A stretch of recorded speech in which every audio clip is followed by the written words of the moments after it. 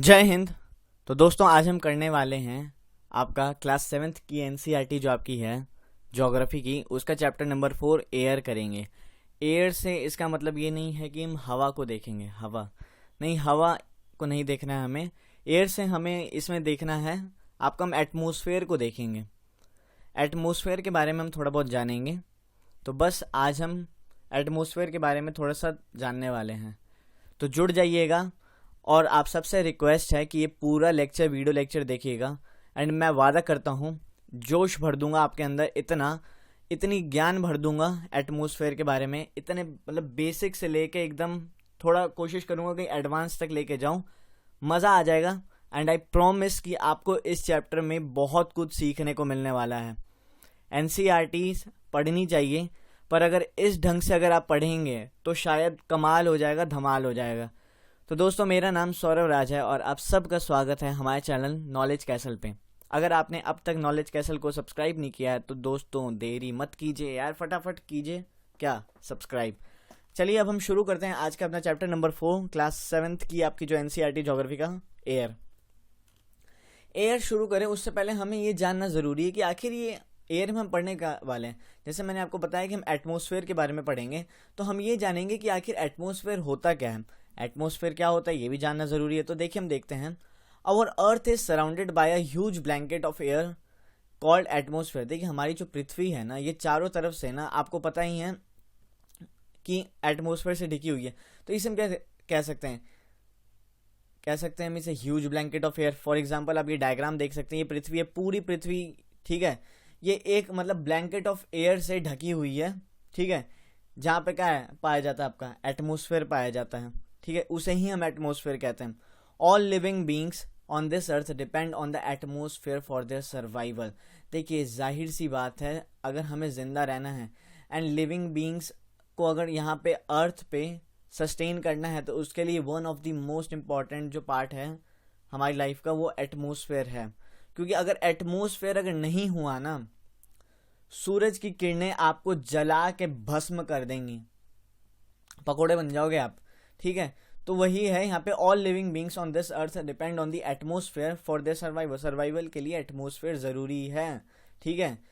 Atmosphere कई मायने में हमें बहुत कुछ चीज़ों से, बाहरी चीज़ों से, सूर्य की किरणें होगी, यूवी रेस होगी, बहुत सारी चीज़ों से मतलब क्या प्रभावित करता है एंड सुरक्षित रखता है। लिविंग बींग्स तभी तो बना पाए। अब अगर आप सोचिए एटमॉस्फेयर नहीं होता, ठीक है, ओजोन लेयर है जहाँ पे आपको पता है उसके कारण यूवी रेस जो होती हैं वो रुक जाती हैं, पृथ्वी तक नहीं पहुंच पाती हैं। अगर वो ना होता या एटमॉस्फेयर ही नहीं होता और सन की डायरेक्ट रेस जितनी एनर्जी आ रही है पूरी अगर आ जाती, ठीक है, फुल 100%, आप सोच रहे हैं टेम्परेचर कितना होता। वो आगे हम बात करेंगे, आप समझ, मैं जानता हूँ आपका दिमाग कहाँ जा रहा है, ग्लोबल वार्मिंग की तरफ जा रहा है इस चैप्टर में, पढ़ेंगे हम, आगे पढ़ेंगे। It provides us the air we breathe and protects us from the harmful effects of the sun's rays।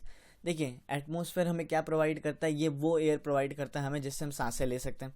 ज़रूरी है, ज़रूरी है। आप 2 मिनट सांस रोक के देख लीजिए, आपकी बैंड बच जाएगी। तो सोचिए अगर पृथ्वी पे अगर ये चीज़ें होती ही नहीं, एटमॉस्फेयर में ऑक्सीजन आपको पता पाया जाता है, अगर ये होता ही नहीं तो आप काहे की सांस लेते यार, जिंदा ही नहीं बच पाते। उसके बाद ये आपको हार्मफुल इफेक्ट्स ऑफ सन की जो रेज होती हैं इनसे भी प्रोटेक्ट करता है। तो आप सोच रहे हैं कितना ज़्यादा काम पड़ जाता है एटमॉस्फेयर का। देखिए अब यहाँ पे क्या लिखा हुआ है, without this blanket without this blanket of protection we would be baked. वही जो मैंने आपको स्टार्टिंग में बताया। देखिए अगर ये प्रोटेक्शन नहीं होती ना एटमॉस्फेयर की, तो क्या होता है ना कि हम ना बेक्ड हो जाते हैं। बेक्ड मतलब समझ लीजिए पकोड़े बन जाते हैं आपके, ठीक है, पकोड़े अलाइव, जिंदा पकोड़े बन जाते हैं आपके। कैसे? इतनी ज़्यादा गर्मी आती हीट की, मतलब मान के चलिए अगर ये चीज़ नहीं होती एटमॉस्फेयर, तो सुबह मतलब आपका जो डे का टाइम होता, डे में तापमान पहुंच चुका होता लगभग 80 डिग्री सेल्सियस से भी पार, जो आज आप देख रहे होंगे 50 डिग्री सेल्सियस, ग्लोबल वार्मिंग के इफेक्ट्स वगैरह आगे हम देखेंगे। एंड वहीं नाइट का जो टेम्परेचर होता है वो मतलब ट्रेमेंडियसली, मतलब हालत बुरी हो जाती, -40, -50, -30, मतलब कुल्फी जम जाती है आपकी, ठीक है, आइसक्रीम बन जाते हैं आप विदाउट फ्लेवर के, ठीक है। तो वही है यहाँ पे, देखा आपने, अगर इस ब्लैंकेट की प्रोटेक्शन नहीं होती तो कितना खतरनाक चीज़ें हमें देखने को मिल सकती हैं। तो यहाँ पे आपने एटमॉस्फेयर का जाना कि एटमॉस्फेयर का काम क्या होता है, आपने, मेरे को पूरी उम्मीद है कि आपने जाना कि एटमॉस्फेयर का काम क्या होता है। तो आपको भी सोचना होगा, ठीक है, आपको भी सोचना होगा कि अच्छा इतनी चीज़ें होती हैं, पॉल्यूशन नहीं करना है, ग्लोबल वार्मिंग। मैं बार बार ग्लोबल वार्मिंग जो शब्द यूज़ कर रहा हूँ इस चैप्टर में, मेरे ख्याल से अगर आपको कुछ सीख के जाना है ना, तो शायद वो चीज़ जो मैं आपको बताने वाला हूँ, शायद वो आपको सीखनी ज़रूरी है ग्लोबल वार्मिंग के बारे में। ठीक है, आखिर ग्लोबल वार्मिंग होता क्यों है। ठीक है, तो चलिए हम आगे चलते हैं। ये आपने देखा।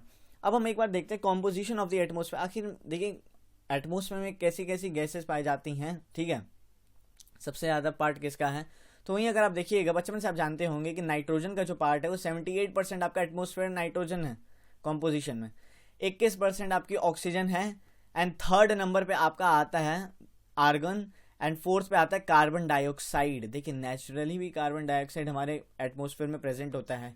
अगर एक सीमित अमाउंट में अगर कार्बन डाइऑक्साइड हमारे एटमोसफेयर में प्रेजेंट है तो वो बहुत बढ़िया होता है, पर अगर असीमित हो जाता है, मतलब सोच नहीं सकते आप फिर। ठीक है, कार्बन डाइऑक्साइड सुनते होंगे रोजाना न्यूज़ में, कार्बन डाइऑक्साइड रिलीज, वो कार्बन इतना रिलीज, फलाना इतना रिलीज, मतलब समझ रहे हैं। तो ये है आपका एयर कॉम्पोजिशन, आपने देखा। ठीक है, कॉम्पोजिशन ऑफ द एटमोसफेयर, जहाँ पे 78% आपका nitrogen, 21% oxygen, 0.9% argon and 0.03% carbon dioxide CO2। तो चलिए हम आगे देखते हैं। आपने कॉम्पोजिशन ऑफ द एटमोसफेयर देख लिया, उम्मीद आपने देख लिया होगा। ठीक है, स्क्रीनशॉट लेना आप ले सकते हैं। अब हम पढ़ेंगे दोस्तों क्या ग्रीन हाउस इफेक्ट क्या है, ग्रीन हाउस इफेक्ट क्या होता है, अब मैं आपको समझाऊंगा। सबसे पहले एक बार ग्रीन हाउस इफेक्ट मैं आपको बताऊं, उससे पहले आप थोड़ा सा इसको एक बार पढ़ लेते हैं। क्या लिखा है, carbon dioxide releases in the atmosphere creates a green house effect by trapping the heat radiated from the earth. Carbon dioxide, देखिए अब मैं बताता हूँ आपको, सबसे पहले ये चीज़ एक्सप्लेन ही कर देता हूँ ग्रीन हाउस इफेक्ट क्या होता है। देखिए ग्रीन हाउस इफेक्ट क्या होता है ना, मैं आपको बताता हूँ। आपको पता ही है कि सूरज से एनर्जी आती है, सूरज से किरणें आती हैं, रेज आती हैं, पृथ्वी तक आपको पहुंचती हैं। अब देखिए यहाँ पे लिखा है most radiation, some solar radiation is reflected. अब देखिए ग्रीन हाउस इफेक्ट मैं आपको बताता हूँ क्या होता है। देखिए सूरज में एनर्जी कैसे पैदा होती है बताता हूँ। न्यूक्लियर रिएक्शन के कारण क्या होता है कि न्यूक्लियर रिएक्शन के कारण सूर्य में ऊर्जा पैदा होती है, वो अपनी ऊर्जा यहाँ भेजता है किरणों के तौर पे। ठीक है, किरणों के तौर पे भेजता है। कैसे भेजता है, किसके थ्रू, इलेक्ट्रोमैग्नेटिक रेडिएशन के थ्रू भेजता है। जो सूरज से किरणें पृथ्वी की तरफ आ रही होती है ना दोस्तों, जो सूरज की किरणें पृथ्वी की तरफ आ रही होती हैं, वो आती हैं आपकी, उनकी फ्रीक्वेंसी होती है बहुत ज़्यादा, सॉरी हाई फ्रीक्वेंसी होती है, एंड शॉर्ट वेव होता है। ठीक है, high frequency and short wave. Short wave आप समझ गए, इनकी फ्रीक्वेंसी बहुत ज़्यादा होती है एंड शॉर्ट वेव होता है। वहीं जब रात को, आपको पता है कि जब पृथ्वी पे कोई अमाउंट ऑफ हीट आ रही है, ठीक है, पृथ्वी पे हीट आ रही है, कुछ अमाउंट ऑफ हीट आ रही है, तो पृथ्वी भी रात के टाइम पे जब 0 डिग्री टेम्परेचर हो जाएगा, 0 डिग्री के बाद, आपको पता है 0 डिग्री के बाद क्या होता है कि पृथ्वी कोई भी चीज़ अपनी वार्म चीज़ें छोड़ने लग जाती है, मतलब रेडिएट करने लग जाती है, रिफ्लेक्ट करने लग जाती है बाद में। तो पृथ्वी भी बाद में रेडिएट करेगी, पृथ्वी भी बाद में रेडिएट करेगी। किसके, कैसे, जो पृथ्वी रेडिएट करेगी उसकी फ्रीक्वेंसी लो होगी एंड लॉन्ग वेव्स होंगे। ठीक है, लॉन्ग वेव्स होंगे। आप ये समझिए कि सन की जो इनकमिंग एनर्जी है ना, इनकमिंग रेडिएशंस वगैरह, ये पृथ्वी पे आए, पृथ्वी से टकराए, वापस गए। तो वही चीज़ इसमें ग्रीन हाउस इफेक्ट में ये बताया गया है कि दोस्तों क्या होता है ना कि आप मान के चलिए पृथ्वी थी, टकराए गैसेस, वापस गए किरणें। काफ़ी सारी किरणें होती हैं ना जो पूरी तरीके से एटमोसफेयर के पार नहीं जा पाती, आप यहाँ देख रहे होंगे। कुछ गैसेस होती हैं ट्रैप हो जाती हैं, ट्रैप, जो यहाँ पे शब्द इस्तेमाल किया गया था। देखिए carbon dioxide release in the atmosphere, जो कार्बन डाइऑक्साइड यहाँ से हम रिलीज करते हैं, ठीक है, पृथ्वी से, वो क्या करता है। देखिए एक तो आपका नेचुरली, जैसे मैंने आपको बताया था कि 0.03% कार्बन डाइऑक्साइड आपका एटमोसफेयर में प्रेजेंट है, बहुत कम अमाउंट में है, काम का है। ठीक है, अब देखिए क्या है, पृथ्वी से अगर देखिए ये चीज़ नहीं होती ना, तो मैं आपको बताता हूँ क्या होता। पृथ्वी पे किरणें आई, टकराई और सीधे अगर चली जाती ना, सारी किरणें अगर रिफ्लेक्ट हो जाती, तो आपको पता है क्या होता है, दिन में तापमान 50 डिग्री, 40 डिग्री, 60 डिग्री ऐसा, एंड उसके बाद रात को तापमान माइनस में पहुंच जाता। हीट कहाँ से पहुंचेगी, तो वही चीज़ है कि सारी हीट बाहर नहीं जा पाती, कुछ हीट क्या होती हैं आपकी एटमॉस्फेयर में, जो कार्बन डाइऑक्साइड जो मौजूद है ना उसमें ट्रैप हो जाती हैं। इसी को हम ग्रीन हाउस इफेक्ट करते हैं। जो कार्बन डाइऑक्साइड हैं वो उसे ट्रैप कर लेती हैं, तो उससे क्या होता है ना कि एक बैलेंस बन जाता है कि सारी हीट बाहर नहीं गई, कुछ हीट हमारी एटमॉस्फेयर में भी प्रेजेंट है। देखिए आपको, मेरे को उम्मीद है समझ में नहीं आ रहा होगा, चलिए मैं फिर से बताता हूँ। सूरज की किरणें पृथ्वी पे आई, पृथ्वी भी कुछ रेडिएट करेगा, बाहर भेजेगा, उस किरणों को वापस भेजेगा, ऐसे टकराई, ठीक है, और वापस गई। कुछ किरणें होती हैं यहाँ पे ट्रैप हो जाती है, कार्बन डाइऑक्साइड उसे ट्रैप कर लेता है, ठीक है, कार्बन डाइऑक्साइड उसे ट्रैप कर लेता है, वो बाहर नहीं जाने देता। इसके कारण क्या होता है कि पृथ्वी का जो तापमान है वो मेंटेन रहता है, ठीक है, पृथ्वी का तापमान एकदम से नहीं गिरता है एंड एकदम से नहीं बढ़ता है। तो आप समझ गए होंगे, इसे ही ग्रीन हाउस इफेक्ट कहते हैं। अब यहाँ पे देखिए क्या लिखा है, most radiation is absorbed bye the earth surface and warms it. ज़्यादातर जो आपकी रेडिएशन होती है सूरज की वो अर्थ तक आती है, सरफेस तक वार्म करती है ज़्यादातर किरणें। Some solar radiation is reflected by the earth and the atmosphere. देखिए ज़्यादातर जो किरणें होती है ना, अब देखिए कुछ किरणें होती हैं एटमोसफेयर से ही रिफ्लेक्ट हो जाती हैं। आपको पता ही है कि पृथ्वी पे सिर्फ 53% किरणें ही पहुंचती हैं सूरज की, पूरी 100% नहीं पहुंचती हैं। तो वही पे है कि काफ़ी सारी सोलर रेडिएशन जो आती है वो पृथ्वी भी रेडिएट करता है, रिफ्लेक्ट करता है, एंड एटमोसफेयर भी उसे रिफ्लेक्ट कर देता है। अब यहाँ पे क्या लिखा है, some of the infrared radiation pass through the atmosphere, बताया मैंने आपको जैसे, some is absorbed and reemitted in all direction by green house gas molecules. ये जो गैसेज होती हैं ग्रीन हाउस गैस मॉलिक्यूल, जैसे कार्बन डाइऑक्साइड हो गया, मीथेन हो गया, तो ये सब आपके ग्रीन हाउस गैसेज हैं, ये आपके एटमोसफेयर में पाए जाते हैं, यही सब एब्जॉर्ब कर लेते हैं। इनको क्या नाम है, ये जो सन्स की रेडिएट, पृथ्वी के द्वारा रेडिएट की गई एनर्जी होती है, इसे एब्जॉर्ब कर लेते हैं, मतलब ट्रैप कर लेते हैं। The effect of this is to warm the earth surface and the lower atmosphere. इसका काम क्या होता है दोस्तों, देखिए जो कार्बन डाइऑक्साइड प्रेजेंट होती है एटमोसफेयर में, पृथ्वी ने रेडिएट किया, वापस थोड़ी बहुत एनर्जी वापस फेज में भेज दी, तो कार्बन डाइऑक्साइड उसे पकड़ लेता है, ट्रैप कर लेता है, एंड इसका क्या, इससे क्या पता चलता है, इसे ही हम ग्रीन हाउस इफेक्ट कहते हैं।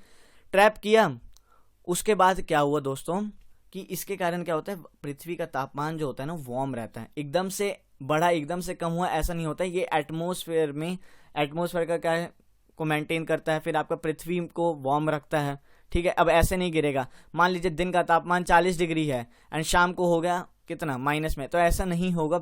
मान लीजिए दिन का 40 है अब, तो 31 डिग्री होगा, 31 डिग्री होगा। तो कार्बन डाइऑक्साइड जो थोड़ा बहुत जो प्रेजेंट रहता है ना एटमोसफेयर में, इसका काम क्या होता है, कुछ गैसेस को, मतलब जो रेज आ रही हैं उनको ट्रैप करना, जिसके कारण पृथ्वी आपकी गर्म रहे, ठीक है, एकदम से, मतलब तापमान में ज़्यादा चेंजेस देखने को ना मिले। पर दोस्तों अब क्या हो रहा है ना, अब क्या हो रहा है कि जब मनुष्य इतनी ज़्यादा चीज़ कर दे रहा है, क्या कर दे रहा है, कार्बन डाइऑक्साइड रिलीजेस कर दे रहा है फैक्ट्रीज़ में, फिर आपके पॉल्यूशन वगैरह व्हीकल्स में, बर्निंग फॉसल फ्यूल्स, इस सब से क्या हो रहा है, कार्बन डाइऑक्साइड की मात्रा बहुत ज़्यादा बढ़ जा रही है। फिर जो आप समझ रहे हैं, जब कार्बन डाइऑक्साइड की मात्रा बढ़ जा रही है तो एटमॉस्फेयर में जो CO2 है वो जितने हद तक ट्रैप कर सकता था, अब उसकी मात्रा ज़्यादा बढ़ने से वो ट्रैप हद से ज़्यादा पार हो गया, जिसके कारण जो एक बैलेंस हमने सोचा था, पृथ्वी जिस तरीके से बनी थी, जिस सुंदर रचना के द्वारा इसका निर्माण किया गया था कि हाँ कार्बन डाइऑक्साइड हम थोड़ा सा प्रेजेंट करेंगे जिसके कारण सारी रेस बाहर नहीं जाए एटमॉस्फेयर में, मतलब बाहर नहीं चले एटमॉस्फेयर के पार, थोड़ी रेस CO2 से ट्रैप करें एंड पृथ्वी को गर्म करें। पर अब क्या हुआ है, वो कुछ ज़्यादा ही ट्रैप होने लग गई है एंड कुछ ज़्यादा ही एटमॉस्फेयर में कार्बन डाइऑक्साइड इस तरीके से फैल गया है कि पृथ्वी का तापमान लगातार बढ़ते जा रहा है, पृथ्वी का तापमान लगातार बढ़ते जा रहा है, जिसके कारण क्या हो रहा है दोस्तों, ग्लोबल वार्मिंग। ग्लोबल वार्मिंग इसी से हो रही है। अब चलिए हम एक बार इसको पढ़ लेते हैं। Carbon dioxide released in the atmosphere creates a green house effect. बताया मैंने आपको कि पृथ्वी से जो चीज़ ऊपर जा रही है उसको यहाँ पे CO2 क्या कर रहा है, कार्बन डाइऑक्साइड उसे क्या, कार्बन डाइऑक्साइड जो रिलीज हो रही है, वापस रेडिएट हो रही है एनर्जी, उसे CO2 आपका एब्जॉर्ब कर दे रहा है, मतलब एटमॉस्फेयर में उसे ट्रैप कर ले रहे हैं, जो बाकी एनर्जी होती है वो ऊपर भेज देते हैं एटमॉस्फेयर में, एटमॉस्फेयर के पार। तो इसे ही हम क्या कहते हैं, ग्रीन हाउस इफेक्ट कहते हैं। It is therefore called a green house gas. ये ग्रीन हाउस गैसेज होती हैं, and without it the earth would have been too cold to live in. इसके बिना क्या होगा ना, जैसे मैंने आपको बताया कि पृथ्वी बहुत ज़्यादा ठंडी हो जाएगी, दिन में तो बहुत गर्मी रहेगी एंड रात को बहुत ज़्यादा सर्दी हो जाएगी, मतलब ठंड इतनी ज़्यादा बढ़ जाएगी। जैसा मैंने आपको बताया था यहाँ पे, अगर ये CO2 नहीं होता कुछ हद तक एटमॉस्फेयर में, ठीक है, फिर ओजोन लेयर है आपका, ओजोन लेयर नहीं होता, फिर ओजोन लेयर के भी ऊपर होते हैं आपके मॉलिक्यूलर ऑक्सीजन्स पाए जाते हैं। अगर वो नहीं होते तो सन की एनर्जी एकदम पृथ्वी को मतलब एकदम समझिए भुट्टा बना देती, भुट्टे बन जाते, भुट्टे खाए होंगे आपने, पक जाती एकदम पृथ्वी यहाँ पे, मतलब पक जाती, लोग लाइफ पॉसिबल ही नहीं है। इंसान यहाँ पे 40 डिग्री में हालत बुरी हो जाती है बंदे की वहाँ पे, तो इसमें हम लाइफ सोच सकते हैं? बिल्कुल नहीं सोच सकते हैं। तो वहीं यहाँ पे बता रखा है कि इनका एक हद तक तो बहुत अच्छा यूज़ था, पृथ्वी ने बहुत शानदार काम किया था कि इस इतनी सुंदर रचना की एटमॉस्फेयर में काफ़ी सारी चीज़ें जो सन की ऊर्जा को कैप्चर कर लेती हैं, फिर जो पृथ्वी रेडिएट करती है उसे भी क्या होता है, जब CO2 कैप्चर होता है एटमॉस्फेयर में, ट्रैप करता है, तो पृथ्वी का तापमान मेंटेन रहता है। पर यही तापमान अगर हम बार बार कार्बन डाइऑक्साइड ज़्यादा, हद से ज़्यादा अगर करते जाएं तो ये ग्लोबल वार्मिंग का रूप ले लेता है। ग्लोबल वार्मिंग हम किसे कहते हैं? लगातार बढ़ता हुआ तापमान, टेम्परेचर किसका? पृथ्वी का। यही है ग्लोबल वार्मिंग के इफेक्ट्स। अभी मैं आपको बताऊंगा कॉजेस ऑफ ग्लोबल वार्मिंग, वो भी हम देखेंगे एक बार, ठीक है। However, when its level in the atmosphere increases due to the factory smoke और car fumes, देखिए, the heat retained increase the temperature of the earth। जो हीट जो वहाँ पे इकट्ठा हुई वो बाहर तो जा नहीं पाई, एक ही जगह कार्बन डाइऑक्साइड के लेयर में जमा हो गई, तो इसके कारण क्या हुआ, जो हीट बाहर निकलनी थी थोड़े अमाउंट में, वो हीट नहीं निकल पाई, तो वो क्या होगा, वो वापस पृथ्वी की तरफ आएगी, पृथ्वी के गर्म कर देगी, तापमान बढ़ेगा। जब गर्म चीज़ होगी तो तापमान बढ़ेगा, बिल्कुल बढ़ेगा। This is called global warming. This rising temperature causes the snow in coldest parts in the world to melt. सही बात भी है। इसी के कारण क्या होता है, आपके काफ़ी सारे एनिमल्स एक्सटिंक्शन की तरफ बढ़ रहे हैं। कहीं मन चाह रहा है फ्लड्स आ रहे, कहीं मन चाह रहा है मतलब बारिश इतनी तेज़ हो रही है, फिर आपकी बर्फ़ पे ग्लेशियर्स पिघल रहे हैं। रोज़ाना सुनते होंगे आपको न्यूज़ में, बहुत सारी न्यूज़ आपको सुनते होंगे इन सब चीज़ों के बारे में। तो वही हम एक बार कॉजेस देखते हैं। बहुत ही बढ़िया, अगर मैं कहूँ ना, मेरे को पूरे चैप्टर में सबसे बढ़िया चीज़ लगी है ये डू यू नो। कुछ अगर आपको यहाँ से सीख के जाना है ना, तो ये आप एक बॉक्स होगा, इसको ज़रूर पढ़िए, इसको पढ़िए एंड थोड़ा समझिए। एंड मैंने आपको एक्सप्लेन किया है कि ग्रीन हाउस इफेक्ट होता क्या है। ग्रीन हाउस इफेक्ट मैंने आपको एक्सप्लेन किया, मुझे पूरी उम्मीद है कि आपको समझ में आया होगा। अब चलिए 1 मिनट में मैं आपको शुरुआत से बता दूं कि ग्रीन हाउस इफेक्ट क्या होता है। मान लीजिए सूरज की एनर्जी पृथ्वी तक आई, आपको पता है पूरी एनर्जी नहीं आती, इंसुलेशन कहते हैं, जो भी एनर्जी रिसीव होती है यहाँ पे पृथ्वी पे उसे इंसुलेशन कहते हैं। वो कैसी होती है, अब देखिए 53% आई, तो पृथ्वी भी रात को कुछ रेडिएट करेगा एटमॉस्फेयर में कार्बन डाइऑक्साइड मौजूद है, वो कार्बन डाइऑक्साइड जो पृथ्वी से रिलीज हुई है एनर्जी, उसे ट्रैप कर लेगा कुछ हद तक ट्रैप किया, तो पृथ्वी का तापमान बराबर रहा, मेंटेन रहा, पृथ्वी वार्म रही। पर अगर हमने क्या किया कि फैक्ट्री फ्यूम्स मतलब कार्बन डाइऑक्साइड का लेवल इतना हद तक बढ़ा दिया कि वो जो पृथ्वी जो रेडिएट कर रही थी वो ज़्यादा मात्रा में रेडिएट करने लग गई, ठीक है, गर्म ज़्यादा होने लग गई, कार्बन डाइऑक्साइड की मात्रा इतनी बढ़ गई कि उसके कारण क्या हुआ, तापमान इतना इंक्रीज हुआ कि उसके कारण ग्लोबल वार्मिंग शुरू होगी। तो इसके काफ़ी सारे हमें इफ़ेक्ट्स वगैरह देखने को मिले। तो मुझे उम्मीद है कि आपको ग्रीन हाउस इफेक्ट समझ में आया होगा, ठीक है। अब एक बार दोस्तों अगर हम देखें इफेक्ट ऑफ ग्लोबल वार्मिंग के इफेक्ट्स क्या क्या हैं। Changing rain and snow patterns, बहुत इंपॉर्टेंट। अगर आज के टाइम पे अगर आप देखेंगे कि मतलब रेन पैटर्न देख लीजिए या स्नो पैटर्न अगर आप देखिएगा तो काफ़ी ज़्यादा अभी यहाँ पे इंडिया में देख लीजिए क्या बारिश हुई है यार, क्या बारिश, रेन पैटर्न में कितना सारा चेंज आ चुका है, ठीक है। चाइना में बाढ़ आई, काफ़ी जगह बाढ़ आई, सूखा पड़ा, तो ये क्या है, स्ट्रॉन्गर स्टॉर्म्स वगैरह भी हमें बहुत हद तक आपने फ्रीक्वेंटली देखे होंगे, काफ़ी सारे स्टॉर्म्स वगैरह आपको देखने को मिले होंगे, तूफान आ रहा है, वो आ रहा है, चक्रवात आ रहा है, ये सब, ठीक है। कोरल रीफ्स बर्बाद हुई हैं, कोरल्स बर्बाद हुए हैं, ठीक है, ठीक है।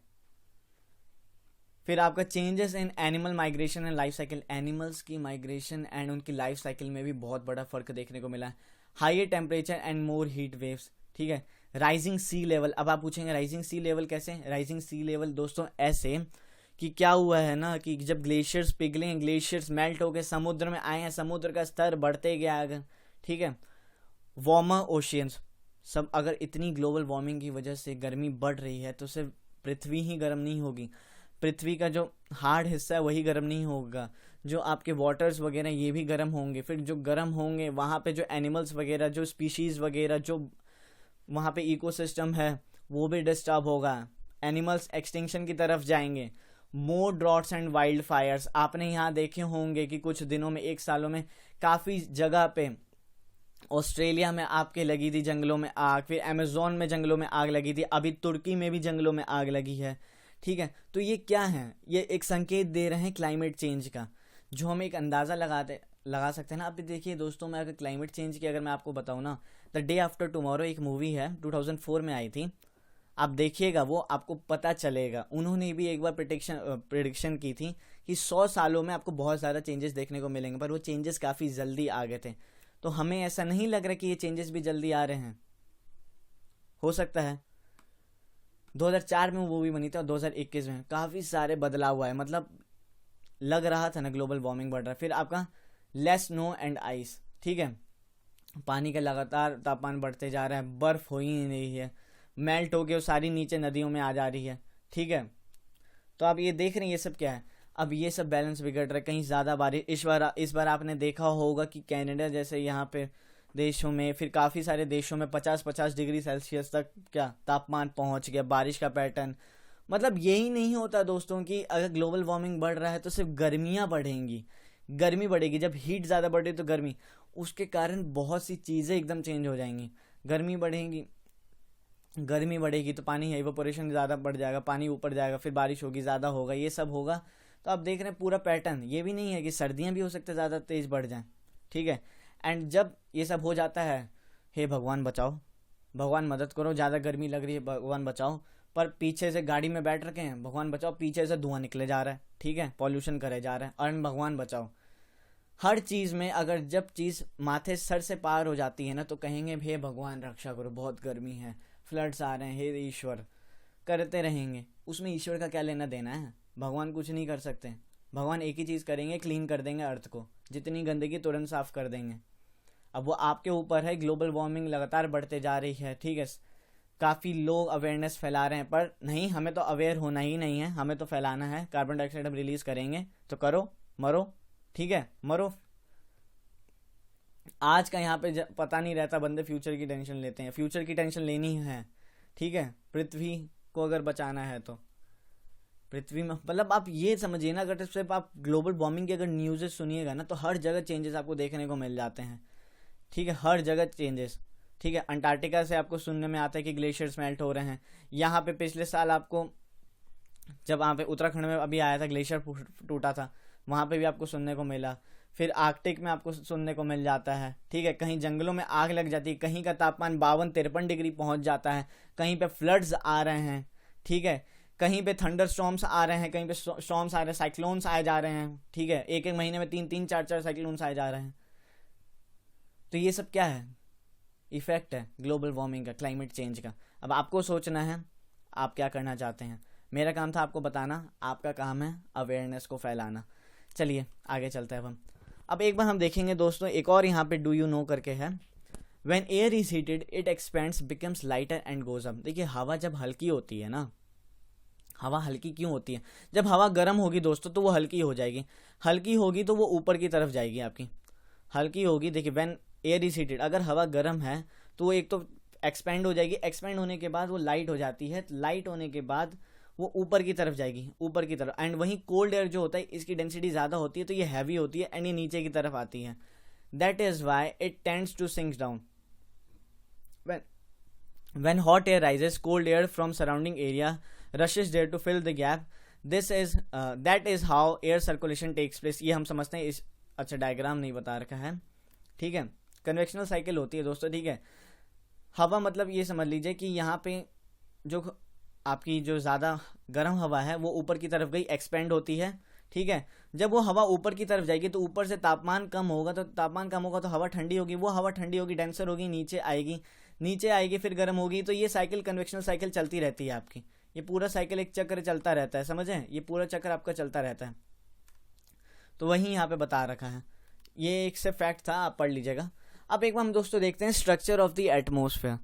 स्ट्रक्चर ऑफ द एटमोसफेयर हम देखें, यहाँ पे स्ट्रक्चर ऑफ द एटमोसफेयर हमने नापा है किसके आधार पे? तापमान के आधार पे, टेम्परेचर के आधार पे मापा है।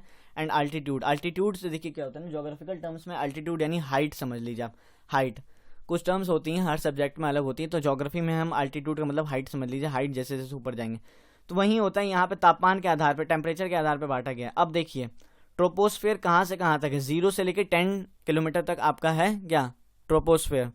ट्रोपोस्फेयर में देखिए क्या होता है ना, ट्रोपोस्फेयर में जैसे जैसे हम ऊपर जाते हैं ना तो तापमान गिरता है, तापमान गिरता है, ठीक है। फिर स्ट्रेटोस्फेयर में हम जैसे जाते हैं तापमान गिरता है, ठीक है। कहाँ तक पहुंच सकता है, माइनस मान लीजिए 50 डिग्री सेल्सियस तक शायद पहुंच जाए। उसके बाद जैसे ही हम थोड़ा सा ऊपर जाते हैं ना और ऊपर जाते हैं, तब तक तो तापमान कांस्टेंट रहता है। उसके बाद एकदम से बढ़ना शुरू कर देता है, क्योंकि दोस्तों इसी के आसपास तो आपका वो पाया जाता है ओजोन लेयर, ठीक है, ओजोन। तो तापमान बढ़ेगा। अब जहां पे ओजोन गैस पाई जाती है तो जाहिर सी बात है जब हीट ट्रैप हो रही है, वहां पे हीट ट्रैप हो रही है तो तापमान तो बढ़ेगा ही। फिर एकदम से जब हम मेसोस्फीयर में जाते हैं ना तो फिर तापमान आपका बढ़ता है, फिर आपका तापमान बढ़ता है, सॉरी घटता है, तापमान आपका फिर घटता है मेसोस्फीयर में, ठीक है। उसके बाद फिर से कांस्टेंट रहा, फिर जब थर्मोस्फीयर में गया तो एकदम ही बढ़ गया, क्योंकि मॉलिक्यूलर ऑक्सीजन वगैरह काफ़ी सारी लेयर्स वगैरह हैं, ठीक है। एटमॉस्फेयर का ऊपरी हिस्सा है, सन की रेस तो डायरेक्ट वहाँ पड़ रही तो थोड़ी ज़्यादा टेम्परेचर वहाँ रह गई। तो ये स्ट्रक्चर ऑफ द एटमॉस्फेयर बता रखा है। यहाँ पे ओजोन लेयर यहीं इसी के आसपास पाई जाती है, कि इसके बाद आपकी ओजोन लेयर होती है, ठीक है। ओजोन लेयर के बाद से थोड़ा बहुत तापमान बढ़ा, ओजोन लेयर क्रॉस हुई, उसके बाद फिर से कम होना शुरू हुआ, फिर बढ़ गया थर्मोस्फेयर में, क्योंकि एटमॉस्फेयर में हम हाई पहुँच गए ना स्ट्रक्चर ऑफ द एटमॉस्फेयर में। तो ये वही बता रखा है। अब एक बार हम देखते हैं स्ट्रक्चर ऑफ द एटमॉस्फेयर, थोड़ा हम देखें, ठीक है। ओजोन, स्ट्रेटोस्फेयर में ही आपके प्लेन्स उड़ते हैं, ठीक है। ओजोन हो गए यहाँ पे, Mount Everest. Structure of the atmosphere देखें। Our atmosphere is divided into 5 layers starting from the earth surface. These are troposphere, देखिए ये कौन कौन से हैं आपके, ट्रोपोस्फेयर हो गया, stratosphere, mesosphere, thermosphere and exosphere. अब एक बार हम ट्रोपोस्फेयर के बारे में थोड़ा सा जानें, बिल्कुल जानेंगे। अभी देखिए ट्रोपोस्फेयर क्या है। This layer is the most important layer of the atmosphere. देखिए ये ट्रोपोस्फेयर आपकी most important layer of the atmosphere है, यहाँ पे लिखा गया, आप पढ़िए मेरे साथ। Its average height is 13 kilometre. इसकी जो एवरेज हाइट है ये 13 किलोमीटर है। The air we breathe exist है, जो सांसें, सॉरी जो सांसें कह रहा हूँ, जो हवा, जिस हवा से हम सांस लेते हैं वो यहीं पाई जाती है आपकी, कहाँ, ट्रोपोस्फेयर में। Almost all the weather phenomena like rainfall, fog and hail storm अगर इन दिस लेयर। काफ़ी सारे जो आपके वेदर फिनोमेनाज होते हैं, जैसे रेनफॉल होगी, स्नोफॉल होगी, हेल स्टॉर्म हो गए, फॉग्स वगैरह पाई जाती हैं, वो ट्रोपोस्फेयर में ही पाई जाती है। मतलब अधिकतर जीने की चीज़ें देखिएगा तो आपको यहाँ पे ट्रोपोस्फेयर में पाई जाती है, हवा सांस लेने के लिए। फिर आपके वेदर फिनोमेनाज हो गए, तो ये सब आपके पाए जाते हैं, तो इसलिए इसे हम कहते हैं most important layer of the atmosphere, ठीक है। अब स्ट्रेटोस्फेयर अगर हम देखें, above the troposphere lies the stratosphere. Stratosphere आपका क्या है, ट्रोपोस्फेयर से ऊपर है, ये दिख रहा है ना आपको, स्ट्रेटोस्फेयर कहाँ, 10 से 50 किलोमीटर, ठीक है, ठीक है। It extends to a height of 50 kilometre. Height इसकी कितनी, 50 किलोमीटर तक ये फैला हुआ है।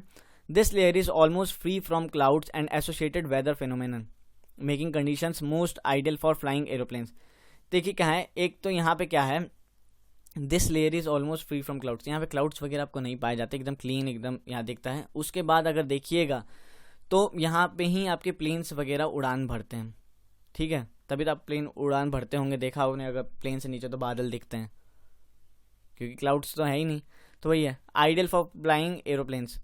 One important feature of stratosphere is that it contains a layer of ozone gas. देखिए यहीं पे आपका ओजोन लेयर पाया जाता है। One of the most important feature अगर स्ट्रेटोस्फेयर का है तो वह ओजोन गैस यहीं पे पाई जाती है, जहाँ पे आपकी यूवी रेज यहीं पे आके ट्रैप हो जाती है, फिर वो नीचे नहीं आ पाती हैं, जिसके कारण बहुत चीज़ें हमें फ़र्क पड़ता है, तापमान नहीं बढ़ता है। We have just learned how it protects us from the harmful effect of the sun rays. सन की अल्ट्रावायलेट रेस से ये हमें प्रोटेक्ट करता है, जैसे मैंने आपको बताया था स्ट्रेटोस्फेयर आपका यहाँ पे, ठीक है। ये डायग्राम आप देखेंगे। फिर मीजोस्फेयर अगर हम देखें, मीजोस्फेयर क्या है, this is the third layer of the atmosphere, it lies above the stratosphere, it extends up to the height of 80 kilometre. Mesosphere जो है आपका ये कितना है, थर्ड लेयर है एटमॉस्फेयर का, उसके बाद ये स्ट्रेटोस्फेयर के ऊपर है, 80 किलोमीटर तक इसका फैलाव हो रखा है। अब देखिए क्या है ना, meteoroids burn up in the layer on entering from the space. देखिए जो मीटियोरॉइड्स होते हैं ना, ये जब पृथ्वी की तरफ आते हैं ना, तो देखिए क्या होता है, ये मीजोस्फीयर में ही आके ना जलने लग जाते हैं, जल जाते हैं, बर्न हो जाते हैं। क्यों, थर्ड लेयर में जैसे ही आते हैं जो स्पेस से आ रहे होते हैं, तो आपने ये देखा, ठीक है। अब आपकी चौथी जो लेयर है दोस्तों वो है आपकी thermosphere. In thermosphere temperature rises very rapidly with increasing height. Thermosphere में क्या होता है ना, जैसे जैसे आप ऊपर जाते हैं तो टेम्परेचर जो होता है इंक्रीजिंगली रैपिडली राइज होता है, एकदम तेजी में, फराटेदार। Ionosphere is part of this layer. Ionosphere भी ना, थर्मोस्फेयर को हम आयोनोस्फेयर भी कह देते हैं, जो कि इसी का पार्ट है आपका, ठीक है। It x tends between 80 to 400 kilometre. इसकी देखिए दायरा कितना है इसका, 80 से 400 किलोमीटर तक ये एक्सटेंड है। This layer helps in radio transmission. इस लेयर की क्या दिस मतलब इस जो आपका ये जो थर्मोस्फेयर है इसकी क्या क्यों ज़रूरत पड़ती है, यहाँ से रेडियो ट्रांसमिशन वगैरह जो पृथ्वी पे वापस आते हैं, इनफैक्ट जो फ़ोन की जो आप कॉलिंग वॉलिंग करते होंगे वापस यहीं से टकरा के आते हैं, ठीक है। In fact radio waves transmitted from the earth are reflected back to the earth by this layer. पृथ्वी पे वापस इन्हीं का आने का काम है, रेडियो वेव्स वगैरह जो होते हैं। एक्सोस्फेयर, ठीक है, एक्सोस्फेयर को हम थोड़ा बहुत देख लें। The upper most layer of the atmosphere is known as exosphere. दो अपर मोस्ट जो 400 किलोमीटर के एकदम पार जो होता है ना लेयर, उसे ही हम कहते हैं एक्सोस्फेयर, ठीक है। The upper most layer of the atmosphere, upper most layer है fifth layer. This layer was very thin layer. यहाँ पे बड़ी कम या थिन एयर पाई जाती है। Light gases like helium and hydrogen float into the space from here. Light gases जैसे helium and hydrogen जो होती है वो यहाँ पे तैरती हुई दिखती हैं आपको स्पेस में, ठीक है। तो ये था आपके 5 लेयर्स थे आपके किसके, स्ट्रक्चर ऑफ द एटमोस्फेयर के। मुझे उम्मीद है आपने सीखा होगा। ग्लोबल वार्मिंग देखी, ठीक है, ग्लोबल वार्मिंग के इफेक्ट्स क्या होते हैं, ग्रीन हाउस इफेक्ट देखा, कॉम्पोजिशन ऑफ द एटमोस्फेयर देखा, फिर आपने स्ट्रक्चर ऑफ द एटमोस्फेयर देखा। एंड मुझे पूरी उम्मीद है कि आपको मजा आया होगा। लाइक करिए फिर यार, वीडियो को लाइक करिए, जल्दी से सब्सक्राइब कीजिए चैनल को, एंड वीडियो को शेयर कीजिए। दोस्तों सबसे पहली बात ज़रूरी है ना कि देखिए इंटरेस्ट आना ज़रूरी होता है। किसी भी चैप्टर को अगर आप पढ़ रहे हैं ना तो आपका इंटरेस्ट बढ़ना चाहिए, इंटरेस्ट पैदा होना चाहिए, ठीक है। अगर इंटरेस्ट पैदा नहीं हुआ ना तो फिर मज़ा नहीं आता यार उस चैप्टर को पढ़ने का। एंड मुझे सही बताऊँ ये चैप्टर बहुत अच्छा लगा है, ठीक है, बहुत प्यारा चैप्टर है। अगर आप दिल से पढ़िएगा बहुत चीज़ें आपको सीखने को मिलेंगी, बहुत शानदार चीज़ें सीखने को मिलेंगी। अगर आप ये देखिएगा तो ये चैप्टर अगर आप पढ़े हो के देखिए, अगर 7th के बच्चे तो उनसे तो नहीं, कॉम्पिटिटिव के बच्चे जो तैयारी कर रहे हैं, तो ये चैप्टर आपका पार्ट किसका है, क्लाइमेटोलॉजी का पार्ट है। अगर हम फिजिकल ज्योग्राफी में देखें तो वहीं जब मैं आपको फिजिकल ज्योग्राफी कराऊंगा तो थोड़ा और अच्छे से समझा दूंगा, ठीक है। स्ट्रक्चर ऑफ द एटमोस्फेयर वो उतना ज़्यादा उसमें पूछेंगे भी नहीं, फिर हम यही क्लाइमेटोलॉजी में थोड़ा बहुत ये बता दूंगा कि आपको हीट बजट वगैरह ये सब बता दूंगा। हीट बजट क्या होता है वो हम देखेंगे, हीट बजट देख लेंगे तो उसके बाद हम समझ जाएंगे, ठीक है। हीट बजट शायद अभी वेदर एंड क्लाइमेट जब हम पढ़ेंगे तब अभी आएगा। इसमें अभी आपका समझिए 50% आपकी वीडियो अभी कंप्लीट हो गई है। तो मुझे उम्मीद है कि आपको ये समझ में आ रहा है ना, तो जोश दिखाइए यार, जाग जाइए, आंखें खोल लीजिए फटाफट, ठीक है। सीधे होके बैठिए, कमर सीधा करिए और बैठिए पढ़िए, ठीक है। मजाक बहुत हो गया है पर आपको सीरियस भी होना पड़ेगा। अगर पढ़ाई करनी है अच्छे से करनी है, ठीक है, चैप्टर समझना है अच्छे से समझना है, कीजिए। आपके लिए मेहनत कर रहा हूँ, ठीक है। मुझे पूरी उम्मीद है कि आप भी मेहनत करेंगे वीडियो को देखने में, नोट्स बनाने में, एंड चैप्टर को रिवाइज रिपीट करने में एंड याद करने में, ठीक है। चैप्टर को देख लेना, वीडियो को देख लेना का ये मतलब नहीं होता है कि आप कुछ सीख गए, ठीक है। सीख तो आप जाएंगे, बहुत कुछ तो नहीं, 70%, 60%, 80% सीख जाएंगे, पर उसको आप यूटिलाइज क्या कर रहे हैं, यूटिलाइज कैसे कर रहे हैं उस सीखे हुई चीज़ को, वो बहुत इंपॉर्टेंट चीज़, वो बहुत मैटर करता है। अब आपने सीखा, आपने कुछ किया नहीं ना, नोट्स बनाए। नोट्स का मतलब ये नहीं होता कि पैराग्राफ लिख दिया आपने जी, ट्रोपोस्फेयर पे हम ऐसे लिखेंगे, स्ट्रेटोस्फेयर पे ऐसे लिखेंगे, ऐसे लिखने की बात कर रही है नहीं। यहाँ पे एक टर्म लिख दीजिए कि इस लेयर ट्रोपोस्फेयर के बारे में पूछा है तो ये इतना तक है, क्यों इंपॉर्टेंट है, पॉइंट्स वगैरह में लिखे, ये क्या लाइनें घींचे, मतलब 10 लाइन में हमें लिखना है, ठीक है। इतना सब नहीं होता है। वर्ड लिमिट, आप जितनी कम शब्दों में नोट्स अपने बनाएंगे उतना आपका फ़ायदा होगा, उतने आप इफेक्टिव तरीके से वर्क कर पाएंगे। तो चलिए अब हम आगे चलते हैं। अब हम देखेंगे दोस्तों वेदर एंड क्लाइमेट, जो हमारा नेक्स्ट टॉपिक है। अभी ये एयर चैप्टर कहीं है, वेदर एंड क्लाइमेट देखेंगे। सबसे पहले दोस्तों एक चीज़ मैं आपसे पूछूंगा, आप वेदर एंड क्लाइमेट से क्या समझते हैं ये कमेंट सेक्शन में बताइए। मैं आपको सिर्फ 10 सेकंड का टाइम दे रहा हूँ, तो चलिए कमेंट सेक्शन में मत बताइए। चलिए मुझे पूरी उम्मीद है कि आप सोचेंगे, आप दिमाग में सोचिए वेदर एंड क्लाइमेट से मेरा क्या मतलब है, क्या मतलब डिफरेंस होता है वेदर एंड क्लाइमेट में। 10 सेकंड है आपके पास, सोचिए वगैरह।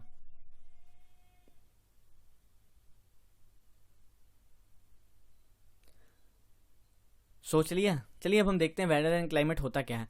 अब देखिए वेदर क्या है, ये क्या है, short term account of various atmospheric condition. हाँ, चलिए एक बार मैं थोड़ा सा स्टोरी के फॉर्म में आपको समझाऊं। वेदर एंड क्लाइमेट देखिए क्या होता है ना, अब वेदर होता है दोस्तों मौसम, एंड क्लाइमेट होता है आपका जलवायु, आपको भी पता है। अब वेदर में आप देखिएगा रोजाना मौसम चेंज होते हैं, वीकली बेसिस पे आपके यहाँ पे एक वीक तक आपके ज़्यादा से ज़्यादा हम प्रेडिक्ट कर सकते हैं वेदर को। क्लाइमेट होती है, इसका एवरेज पीरियड देखिएगा तो लगभग 30 से 35 साल का एवरेज हम निकालते हैं क्लाइमेट का। अब वेदर, आप सुबह उठ रहे हैं, ठीक है, आपने न्यूज़ चलाया या फ़ोन देखा, उसमें आप वेदर देखते हैं, कभी आप क्लाइमेट देखते हैं कि आज का क्लाइमेट इतना अच्छा, ये क्लाइमेट हो रहा है, नहीं देखते ना वेदर। ठीक है, वेदर अच्छा, आज का मौसम ये है, ठीक है, बारिश अच्छी हो रही है तो कहेंगे अरे यार आज क्या मौसम है, वेदर की बात चल रही है यहाँ पे, पकौड़े वकौड़े बनाओ, पकौड़े शकोड़े बनाओ, चाय के साथ खाएंगे, ठीक है, सॉस ले आओ, कहते हैं ना वेदर देखते हैं। फिर अगर ज़्यादा गर्मी होगी कहेंगे अरे यार बड़ी गर्मी है, बड़ी गर्मी है, पसीना बहुत आ रहा है, मन नहीं कर रहा काम करने का, सर्दी में बड़ी सर्दी है। तो ये क्या, ये वेदर फिनोमेना है, वेदर की से रिलेटेड चीज़ें हैं, सर्दी गर्मी बारिश ये सब क्या वेदर से हैं, जो मौसम के हिसाब से हो रही हैं। ये वेदर है, शॉर्ट पीरियड टाइम के लिए होता है। तो वेदर आपने कभी ये नहीं देखा होगा क्या मज़ेदार क्लाइमेट है अगर किसी ने ऐसा कहा तो उसको तो सबसे पहले तो, ठीक है, हाथ आपके भगवान ने दे ही रखे हैं, तो खुजली बहुत होती है ना, तो उसको थोड़ा जड़ वड़ दीजिएगा क्लाइमेट अगर पूछे कि क्लाइमेट अच्छा शानदार क्लाइमेट है, ऐसा कोई अगर कहे, ठीक है, तो मजाक बहुत हो गया। अब हम चलिए वेदर की करेक्ट डेफिनेशन देख लें। Short term account of various atmospheric conditions. Atmospheric conditions क्या होती हैं दोस्तों, मैं आपको बताऊं, टेम्परेचर, ह्यूमिडिटी, रेनफॉल, ये सब क्या है, ये आपकी हैं एटमोस्फेरिक कंडीशंस। एटमोस्फेरिक कंडीशन सही तो हैं। Short term account of atmospheric conditions are known as weather. ठीक है, शॉर्ट टर्म एटमोस्फेरिक कंडीशन जो हमें देखने को मिलती हैं इसे ही हम क्या कहते हैं, वेदर कहते हैं। मुझे उम्मीद है आप समझ गए होंगे, ठीक है।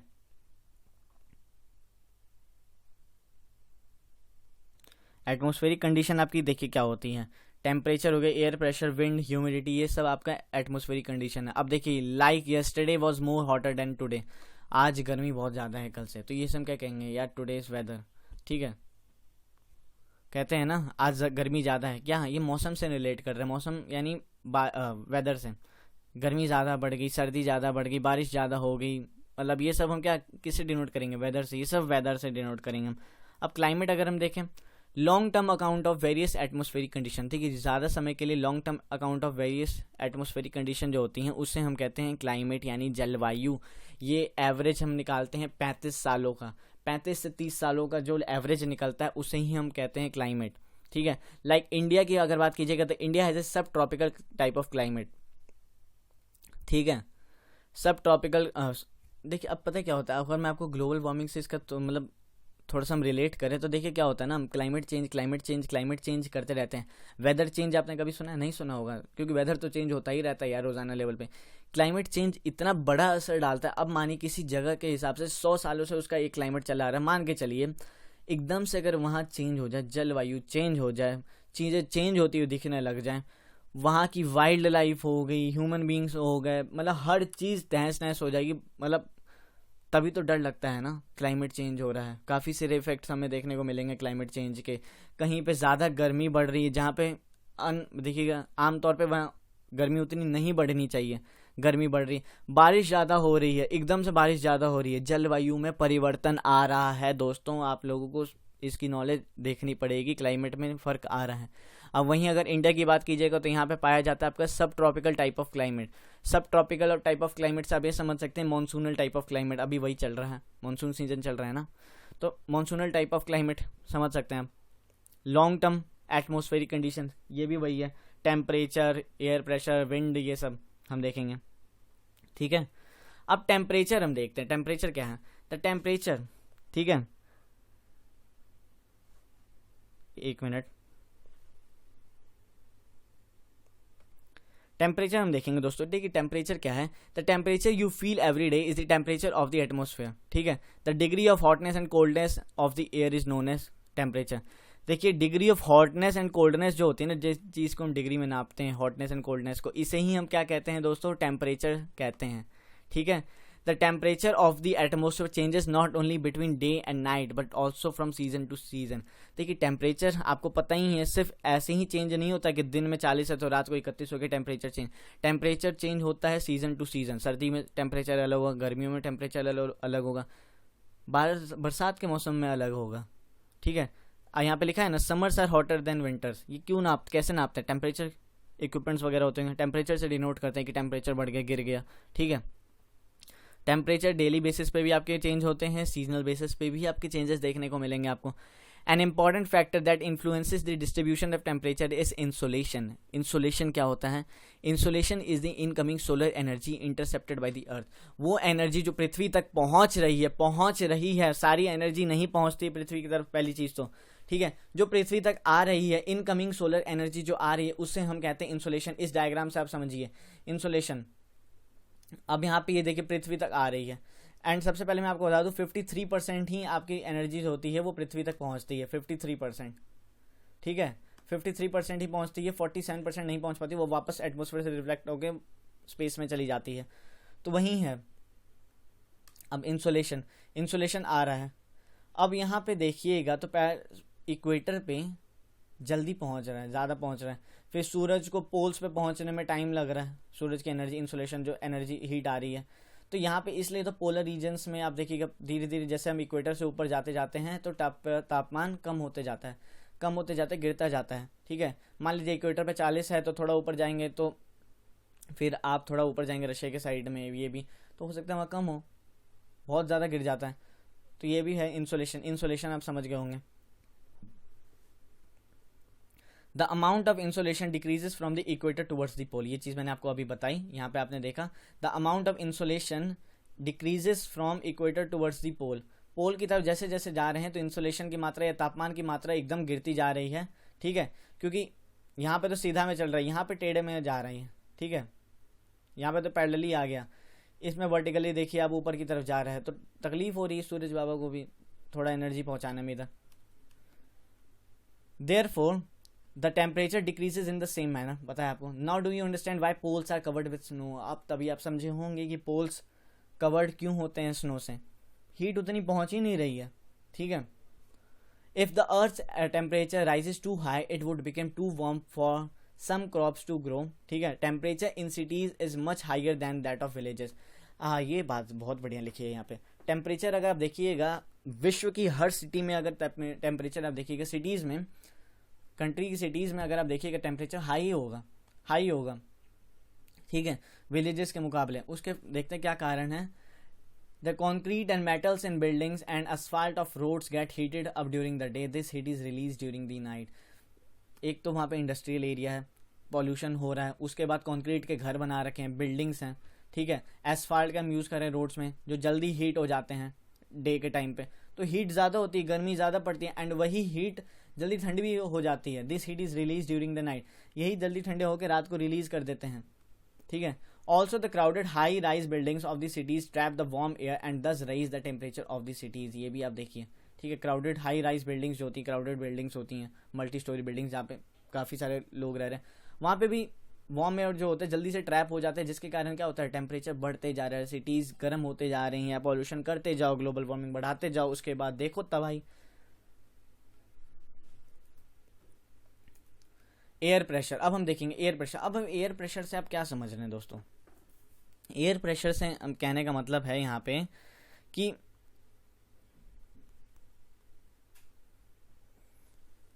आप खड़े हैं नीचे ज़मीन पे हैं, पृथ्वी पे खड़े हैं ज़मीन पे, अब आपके ऊपर इतनी सारी गैसेस प्रेजेंट हैं, एयर है, हवा है, उसका भी तो कुछ भार होगा, तो वही उसी से हम डिनोट करते हैं एयर प्रेशर। उसका भी प्रेशर लग रहा है धीरे हमारे किस पे, वजन पे, मतलब सर पे। अब एयर प्रेशर अगर मैं आपसे पूछूं कहाँ पे ज़्यादा होगा, सतह पे ज़्यादा होगा या जैसे जैसे हम ऊपर जाएंगे वहाँ ज़्यादा होगा? तो जाहिर सी बात है दोस्तों, सतह पे ही ज़्यादा होगा आपका एयर प्रेशर, जैसे जैसे पृथ्वी के नीचे आएंगे। ग्रेविटी भी फर्क इसमें डालती है, ग्रेविटी के कारण air pressure. You will be surprise to know that air above us presses upon us with a great force on our bodies, however we don't even feel it. This is because the air presses us from all directions and our body exerts a counter pressure. इसमें भी है कि air का pressure एक तो हर तरफ से आ रहा है, वहीं हमारी बॉडी के अंदर जो ब्लड्स बह रही हैं ये भी एक प्रेशर जनरेट करती है बाहर की तरफ। इससे कारण क्या होता है कि एक काउंटर प्रेशर क्रिएट हो जाता है कि मतलब बाहर से फोर्सेज आ रही है, अंदर से भी आ रही है, तो बैलेंस मेंटेन रहता है। वहीं अगर आप स्पेस में जाएंगे तो पॉसिबल ही नहीं है। फिर तभी आप देखते होंगे स्पेस में वो अलग तरीके की सूट्स पहन के जाते हैं। अगर नहीं पहन के जाएंगे तो वहाँ पे बॉडी का इतना ज़्यादा प्रेशर लग जाएगा कि मतलब ब्लड्स वेसल्स, अब ब्लड्स क्या होते हैं, नहाते नसें फूल जाती हैं एकदम। Air pressure is defined as a pressure exerted by the weight of air on earth surface. समझ गए? प्रेशर मतलब किसके कारण किसका प्रेशर होता है? एयर, जो हवा ऊपर है, ठीक है, गैसेस वगैरह ऊपर है, उनका प्रेशर होता है। As we go up to the layers of atmosphere the pressure falls rapidly. जैसे मैंने आपको बताया कि प्रेशर कहाँ ज़्यादा होगा, एयर प्रेशर ज़मीन पे ही होगा। जैसे जैसे हम ऊपर जाएंगे एयर प्रेशर हमें उतना फील नहीं होगा ही नहीं, ठीक है, रैपिडली मतलब फॉल होता है, गिरता है। The air pressure is highest at sea level and decreases with height. Air pressure जो आपका होता है ये सबसे ज़्यादा कहाँ मौजूद होता है? सी लेवल तक मौजूद होता है। उसके बाद जैसे जैसे आप ऊपर जाएंगे ये कम होने लग जाता है। माउंटेनियस एरिया में जाइए, थोड़ा सा आप एयर प्रेशर देखिएगा, वहाँ का नापिए, फिर आप या सी रीजन कोस्टल एरियाज में देख लीजिए, फ़र्क आपको दिख जाएगा। Horizontally the distribution of air pressure is influenced by temperature of air at given places. Horizontally भी देखिएगा तो एयर प्रेशर आपका किसके कारण इन्फ्लुएंस्ड होता है? टेम्परेचर के कारण, टेम्परेचर ऑफ द एयर, हर प्लेस के आधार पर अगर आप देखेंगे। In areas where temperature is high the air gets heated and rises. देखिए जहाँ पे गर्मी ज़्यादा होगी हवा ठंडी होगी, एयर जो होगी वो ठंडी हो, सॉरी गर्म होगी तो वो हल्की होगी तो वो ऊपर राइज करने लग जाएगी। This creates a low pressure area. इसके कारण क्या होता है? ये लो प्रेशर एरिया क्रिएट कर देता है। मान लीजिए आप खड़े हैं दिल्ली, मान लीजिए दिल्ली का एग्जांपल ले लें, ठीक है, गर्मी ज़्यादा है, तापमान, ठीक है, गर्मी ज़्यादा है तो एयर भी क्या है? गर्म है, हवा भी गर्म है। हवा गर्म है तो वो हल्की होगी, हल्की होने के बाद वो अगर वो ऊपर उठेगी तो जब अगर वो ऊपर उठ रही है तो नीचे क्या बन रहा है आपका? लो प्रेशर एरिया, ठीक है, समझे? गर्म हवा है, ठीक है, गर्म हवा ठंडी, सॉरी गर्म हवा है, वो हल्की है, हल्की होने के बाद हल्की कोई भी चीज़ आपकी राइज करती है ऊपर होती है, हल्की होगी तो गर्म हवा तो ऊपर चलेगी, नीचे जो एरिया है, नीचे जो जोन क्रिएट होगा उसे ही हम कहते हैं क्या? लो pressure area. Low pressure zone create हो जाएगा नीचे, गर्म हवा अगर ऊपर उठती है तो, ठीक है। Low pressure is associated with cloudy skies and wet weather, ठीक है। In areas having lower temperature the air is cold. Vice versa आप कर सकते हैं, जहाँ पे टेम्परेचर कम होगा, ठंडा होगा, ठीक है, जहाँ का तापमान कम होगा वहाँ पे क्या होगा? हवा डेंसर होगी, नीचे आएगी तो वो क्या क्रिएट करेगा? हाई प्रेशर एरिया क्रिएट करेगा। Heavy air sinks and creates a high pressure area. High pressure is associated with clear and sunny sky. High pressure से एसोसिएटेड है क्लियर एंड सनी स्काई से, ठीक है। The air always moves from high pressure area to low pressure area, ठीक है। Air हमेशा कहाँ से कहाँ मूव करती है? हाई प्रेशर एरिया से ही लो प्रेशर एरिया ही मूव करेगी। इंपॉर्टेंट लाइन है, इसको याद कर लीजिएगा। देखिए ये जो यहाँ से लेके थोड़ा था ना आपका हॉरिजॉन्टली से लेके, ये थोड़ा सा इंपॉर्टेंट पॉइंट्स हो गए हैं, इसके आप पॉइंट्स बना लीजिएगा, ठीक है।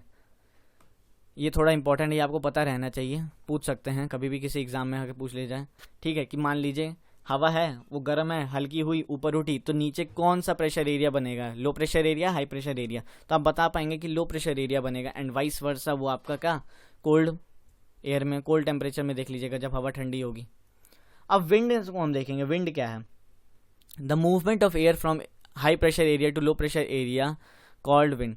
देखिए जो मूवमेंट होती है ना आपकी हाई प्रेशर एरिया से लो प्रेशर एरिया में, इसे ही हम कहते हैं विंड। बड़ा बढ़िया डेफिनेशन दे रखा है, सिंपल एंड इजी डेफिनेशन, जो आपको आसान रहेगा याद करने में भी, ठीक है।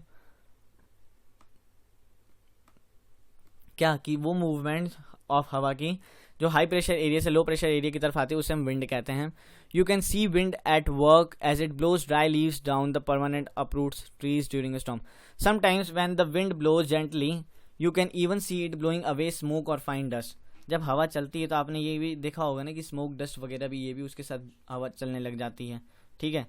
अब देखा होगा at times wind can be strong that is difficult to walk again.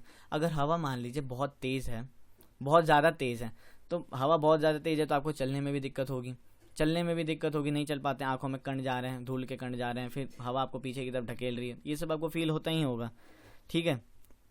उसके बाद अगर आप देखेंगे क्या है, you must have experience it is not easy to hold an umbrella on a windy day, ठीक है। आप बाहर निकलिए, आंधी चल रही है, बहुत तेज़ हवा चल रही है, छाता लेके जाइए, ठीक है, छाते के साथ आप उड़ जाइएगा, पर इतना जानते हो इंडिया वाले छाता नहीं छोड़ेंगे। एंड अम्ब्रेला कहाँ से आप होल्ड कर पाएंगे? Think of some other examples when strong winds have created, ठीक है, कीजिए। Winds can be broadly divided into 3 types. देखिए 3 तरीके की ना जनरली हम विंड्स को डिवाइड करते हैं, यहाँ पे बहुत चीज़ मेंशन की गई है। पहले पे होता है आपका परमानेंट विंड्स, दूसरे पे होता है सीजनल विंड्स एंड तीसरे पे होता है आपका लोकल विंड्स। अब परमानेंट विंड्स क्या होते हैं? The trade winds westerlies and easterlies are the permanent winds. अब ट्रेड विंड्स जो होती हैं ना दोस्तों, वेस्टर्लीज क्यों अभी मैं आपको बताऊंगा, वेस्ट से जो हवाएं चलती हैं, ठीक है, एंड ईस्टर्ली जो ईस्ट से हवा चलती हैं, इसे हम कहते हैं वेस्टर्लीज, ठीक है। वेस्टर्लीज एंड ईस्टर्लीज आपने देखा यहाँ पे वेस्टर्लीज एंड ईस्टर्लीज ये बता रखा है ना, ये trade wind, north east trade wind, south east trade wind, prevailing westerlies, polar easterlies, prevailing westerlies and polar easterlies, ये जो ये हैं ये सारे क्या है? परमानेंट विंड्स हैं। Major pressure belts of the world दिखाया ना यहाँ पे, वही चीज़ की यहाँ पे है बात की गई। ये सब मैं आपको पढ़ाऊंगा। अभी देखिए जो आपका मैं वर्ल्ड ज्योग्राफी कर रहा हूँ ना, तो उसमें मेजर प्रेशर बेल्ट्स मैंने आपको बोला है पढ़ाऊंगा, तो बिल्कुल पढ़ाऊंगा। एंड विंड सिस्टम ये सब जो हैं, ये सब चीज़ें मैं आपको पढ़ाऊंगा, ठीक है। आपने यहाँ पे देखा कि परमानेंट विंड्स क्या क्या होती हैं। These blow constantly through out the year in a particular direction. ये हर मतलब पूरे साल चलती रहती हैं, एक इनका एक पर्टिकुलर डायरेक्शन होता है। वहीं अगर सीजनल विंड्स देखिएगा क्या होती हैं, these winds change the direction in different season. For example monsoon in India. Seasonal winds क्या होती हैं? जैसे मानसून इन इंडिया, ठीक है, मानसूनल हवाएं आती हैं, सीजनल विंड्स, ठीक है। लोकल विंड्स क्या होती हैं? These blow only during a particular period of the day और year in a small area. Local winds क्या होती हैं? ये वो हवाएं होती हैं जो एक पर्टिकुलर टाइम पीरियड पे चलती हैं, चाहे वो एक दिन हो या एक साल में, एक स्मॉलर एरिया पे। For example land and sea breezes, ठीक है। एंड इंडिया में तो आप लू भी देखते होंगे। लू जो होता है एक पर्टिकुलर एरिया में चलने लग गई, ठीक है, थोड़े टाइम के लिए चलती है, पर्टिकुलर समर ज़्यादा समर्स में, ठीक है। तो आपने ये देखा लोकल विंड्स हम उसे कहते हैं। तो मुझे उम्मीद है कि आपको ये समझ में आएगा, permanent winds, seasonal winds and local winds. अब आगे चलें तो यहाँ पे मॉइस्चर, यानी मॉइस्चर से आपका मतलब है ह्यूमिडिटी। ह्यूमिडिटी से जनरली यहाँ पे मतलब है आपका रेनफॉल। ह्यूमिडिटी ज़्यादा बढ़ेगी तो रेनफॉल पैटर्न भी तो चेंज होगा, वही है यहाँ पे। When water evaporates from land and different water bodies, it becomes water vapor. हवा जब ऊपर जाती है, ठीक है, इवापोरेशन की प्रक्रिया से, तो वो कन्वेक्शनल रेनफॉल जैसे हम कहते हैं वो होता है। तो उसके कारण क्या होता है? वाटर वेपर से इकट्ठा हो जाता है, वाटर वेपर जिससे क्या होता है? Becomes water vapour. Moisture in the air at any time, it is known as humidity. Moisture देखिए एयर में जो मॉइस्चर वगैरह पाया जाता है उसे हम क्या कहते हैं? ह्यूमिडिटी कहते हैं, humidity. When the air is full of water vapor, we call it a humid day. देखिए जो एयर क्या है? फुल ऑफ वाटर वेपर है, वाटर वेपर उसमें मतलब भरपूर मात्रा में प्रेजेंट है, उसे हम क्या कहेंगे दोस्तों? उसे हम कहेंगे humid day. As air gets warmer, its capacity to hold the water vapor increases and so it becomes more and more humid. ठीक है। On a humid day, clothes take longer to dry and sweat from our body does not evaporate easily. ठीक है, making us feel very uncomfortable. Humid day जब होता है ना, तो दोस्तों आपने देखा होगा जब ज़्यादा उमस की गर्मी, अब जो आप कहते हैं उमस कहते होंगे, उमस वो यहीं से है, उमस यानी ह्यूमिडिटी, सब समझ रहे होंगे। क्लोथ क्या होती हैं? ड्राई होने में ज़्यादा एक तो टाइम लगा देती हैं, स्वेट पसीने आ रहे हैं पर वो बॉडी से बाहर ईजिली नहीं निकल पा रहे, जिससे चिप खुजली वुजली ये सब महसूस होने लग जाती है, अनकंफर्टेबल सा फील आता है। अभी वो आने वाला है कुछ दिनों में, ठीक है। जनरली अगस्त के महीने में दिल्ली वालों को ह्यूमिडिटी ज़्यादा मतलब क्या होती है ना, ये उमस की गर्मी जो हम कहते हैं उमस, वो फील ज़्यादा होता है, अनकंफर्टेबल सी फीलिंग होती है, जो पसीने आ रहे हो बाहर निकल नहीं पा रहे हैं, इसे ही हम कहेंगे, ठीक है। When the water vapor rises, it starts cooling. Water vapour जब राइज होगा तो एक वो कूल भी होगा। तो water vapour condenses causing formation of droplets of water. उसके कारण इसे देखिए कन्वेक्शनल रेनफॉल ऐसे ही होता है, इवापोरेट हुआ वार्म एयर, ठीक है, ऊपर वाटर वेपर जमा हुए, कुछ टाइम बाद वो ठंडा हुआ, फिर से बरसात शुरू होगी, ठीक है। Clouds are just masses of such water droplets, ठीक है। When these droplets of water become too heavy to float in the air, then they come down as precipitation, ठीक है। ये आपको मैंने कन्वेक्शनल टाइप ऑफ रेनफॉल है। यहाँ पे टाइप्स ऑफ रेनफॉल में अगर आप देखेंगे, jet planes flying in the sky leave a white trail behind them, the moisture from their engines condenses, we see trails of this condense, ठीक है, इसको छोड़िए। Precipitation that comes down to the earth in liquid form is called rain, ठीक है। Precipitation आपके कई तरीके के हो सकते हैं, अभी मैं आपको बताऊंगा। प्रेसिपिटेशन आपके कई तरीके के हो सकते हैं, बट जो प्रेसिपिटेशन लिक्विड फॉर्म में आपका अर्थ पे वापस आता है उसे हम क्या कहते हैं? रेन से प्रेसिपिटेशन को कई लोग डिनोट कर देते हैं कि प्रेसिपिटेशन हो रही है। मैंने देखा वो प्रेसिपिटेशन के एक एग्जांपल रेन से डिनोट करते हैं। प्रेसिपिटेशन कई तरीके की होती है, अभी आपको बताऊंगा मैं आगे, चलिए, ठीक है। Most of the ground water comes from rain water. ज़्यादातर जो ग्राउंड वाटर आपका होता है वो रेन वाटर से ही आता है। प्लांट्स हेल्प प्रिजर्व वाटर, ठीक है। When trees on hillsides are cut, rainwater flows down the bare mountains and can cause flooding on low-lying areas. On the basis of mechanism, there are 3 types of rainfall. Basis of mechanism पे अगर आप देखिएगा तो 3 तरीके के आपके rainfall होते हैं, the convectional rainfall, the orographic rainfall and the cyclonic rainfall. Cyclonic rainfall ये सब ठीक है, ये भी हम देखते हैं. Rainfall is very important for the survival of plants and animals. Rainfall बहुत ज़रूरी है आपका सर्वाइवल के लिए, चाहे वो प्लांट्स के सर्वाइवल देखें, एनिमल्स की सर्वाइवल के बारे में आप देखेंगे. It brings fresh water to the earth surface. Rain water इसलिए भी ज़रूरी है क्योंकि ये फ्रेश वाटर लाता है पृथ्वी पे, जिसके कारण क्या होता है, थोड़ी बहुत फ्रेश वाटर की मात्रा बढ़ जाती है. In if rainfall is less, water scarcity and drought. अगर बारिश हुई ही नहीं, बारिश कम हुई, या ठीक है बारिश कम हुई तो क्या हुआ, वाटर स्केर्सिटी आपको देखने को मिलेंगी, ड्रॉट वगैरह आपको देखने को मिलेंगे, तो ये सब चीज़ें आपको देखने को मिलेंगी. On the other hand it is more flood takes place. ठीक है, ज़्यादा हो गई तो फ्लड्स वगैरह आ जाएंगे. ठीक है, अब कन्वेक्शनल रेनफॉल जैसे मैंने आपको बताया, ठीक है, राइजिंग एयर जो होता है वो कूल, गर्म हवाएं ऊपर उठी, ठीक है, वाटर वेपर जमा हुआ कंडेंसेशन की प्रक्रिया से, ठीक है, वाटर वेपर जमा हुआ, ठंडा हुआ, फिर बादल हैवी हो गया, बारिश कर दी, कन्वेक्शनल रेनफॉल. फिर ओरोग्राफिक रेनफॉल आपकी ऐसी ही होती है. देखिए इसमें क्या है, मॉइस्चराइजिंग एयर, ये जो हवा उठी मॉइस्चराइजिंग एयर, ठीक है, ठीक है, कंडेंसिंग वाटर पेपर, हवा उठी, ठीक है, वाटर पेपर जमा होते गया, उसके बाद ये प्रिसिपिटेशन यानी बारिश शुरू कर देगी. एंड एक साइड में ओरोग्राफिक रेनफॉल हम इसे ही कहते हैं, एक साइड में बारिश हुई, दूसरे साइड में क्या बारिश नहीं हो पाती. ठीक है, इसे हम क्या कहते हैं दोस्तों, रेन शेडो रीजन कहते हैं, जहाँ पे क्या होता है, ड्राई डिसेंडिंग है, यहाँ पे ड्राई हवाएं चलने लग जाती हैं ऊपर से नीचे की तरफ, रेन शेडो रीजन कहते हैं. ठीक है, बारिश हुई नहीं था, इधर हुई, देख नहीं रहे, इधर सूखा पड़ गया, तो ये होता है आपका ओरोग्राफिक रेनफॉल. एंड वहीं अगर आप साइक्लोनिक रेनफॉल देखिएगा तो जब क्या होता है साइक्लोन वगैरह में, जब warm air and cold air एक दूसरे से टकराती है, एंड जो रीजन वहाँ पे बनता है, warm air and cold air जब मान लीजिए यहाँ पे टकराई, ठीक है, तो ये जो रीजन बनेगा ना, तो यहीं पे बारिश आपकी शुरू हो जाएगी. ये वो रीजन टाइम होता है जब आपकी बारिश शुरू हो जाती है. ठीक है, अगर नॉर्मल एक साइक्लोन चले जा रहे हैं तो ज़रूरी नहीं कि हर साइक्लोन आपको बारिश ही ला के दें. ठीक है, ये भी प्रक्रिया, ये आपको मैं डिटेल में समझाऊंगा जब मैं आपको क्लाइमेटोलॉजी पढ़ाऊंगा. अब यहाँ पे दोस्तों वेदर मेजरमेंट के कुछ इक्विपमेंट्स, ठीक है, टेम्परेचर मेजरमेंट के कुछ इक्विपमेंट्स वगैरह दे रखे हैं, ये आप देख लीजिए. थर्मोमीटर है, थर्मोमीटर का काम क्या होता है, मेजर करना किसका, फीवर नहीं, तापमान. हम भी वैसे थर्मोमीटर का ही यूज़ करते हैं. ठीक है, टेम्परेचर मेजर करना. उसके बाद रेन गॉज क्या होता है, measure the amount of rainfall. Rain gauge की मदद से ही हम जानते हैं क्या कि अमाउंट ऑफ रेनफॉल कितना हुआ है. बैरोमीटर क्या होता है, मेजर एटमॉस्फेरिक प्रेशर. बैरोमीटर के कारण ही हम एटमॉस्फेरिक प्रेशर को नाप पाते हैं. उसके बाद विंड वेन. विंड वेन क्या होता है दोस्तों, ठीक है, विंड वेन बताइए क्या होता है, shows the direction of the wind. Wind vane हमें मदद करता है कि हवा किस तरफ चल रही है, डायरेक्शन बताता है, वेस्ट चल रही है, ये सब बताता है, नॉर्थ वेस्ट के कहाँ से हवा आ रही है. ठीक है, मेरे स्कूल में लगा हुआ था विंड वेन, इससे पता चलता था कि हवा कैसे चल रही है. ठीक है, तो आपने देखा. अब एक दोस्तों डू यू नो हम सीरीज देखते हैं, इसी चैप्टर में आपको कुछ डू यू नो थे, उसको हम एक बार देखेंगे. You will be surprise to know that the earth receives only 1 in 200 crore. 200 crore मतलब देखिए क्या होता है ना, parts of the sun's energy. सूरज जितनी एनर्जी पृथ्वी पे भेजता है दोस्तों, उसकी हम सिर्फ एक पार्ट ही हम पृथ्वी पे आ पाती है, कितने में से, 200 करोड़ पार्ट्स में से, सॉरी हाँ 200 करोड़ पार्ट्स में से सिर्फ एक एनर्जी ही पृथ्वी पे आ पाती है. ये इस फैक्ट्स में लिख रखा है. ठीक है, डू यू नो में, ये इतना आपको जानना जरूरी नहीं है, पर मैंने डाल दी, डू यू नो लिखा था, आप एंजॉय कीजिए, थोड़ा बहुत फन फैक्ट भी होना चाहिए. अब डू यू नो दूसरा अगर हम देखें, the standard unit of measuring temperature is degree Celsius. तापमान नापने की जो आपकी स्टैंडर्ड यूनिट है वो क्या है, सेल्सियस नापते हैं ना, कि ठीक है आज 40 डिग्री सेल्सियस है, आज 50 डिग्री सेल्सियस है, आज 10 डिग्री सेल्सियस है, -20 डिग्री सेल्सियस है, ऐसे नापते हैं ना. It was invented by Anders Celsius. अब ये थोड़ा सा इंपॉर्टेंट हो जाता है, थोड़ा बहुत याद रखने के लिए, बोलचाल में अगर आपसे कोई पूछ ले कि बताइए सेल्सियस जो है स्टैंडर्ड यूनिट, ये किसने इन्वेंट किया था, तो आप बता पाए एंडियर सेल्सियस ने इन्वेंट किया था, उन्हीं के नाम पे, सेल्सियस के नाम पे इसको रख दिया गया. ऑन द सेल्सियस स्केल के आधार पे अगर आप देखिएगा तो पानी कब जमना शुरू हो जाता है, 0 डिग्री सेल्सियस पे, एंड पानी कब बॉयल होना शुरू हो जाता है, 100 डिग्री सेल्सियस पे.